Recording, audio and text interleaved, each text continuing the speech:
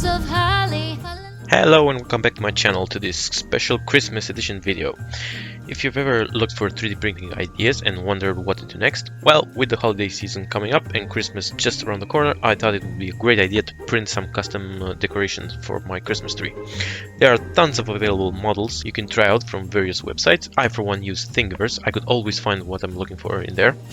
Or you can even design your own. Better yet, get your kids to do it. That should keep them busy for a few seconds. For today, I've decided to print these spinning globes that have print-in-place joints, as I've never done that before and I have no idea how it would turn out. So I loaded everything I've downloaded and designed into Cura and packed them really tight.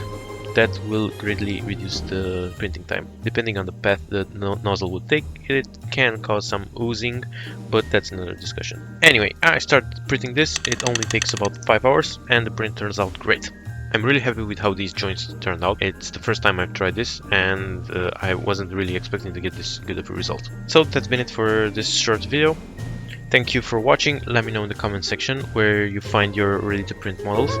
I'd like to wish you all a Merry Christmas and Happy Holidays and see you next time.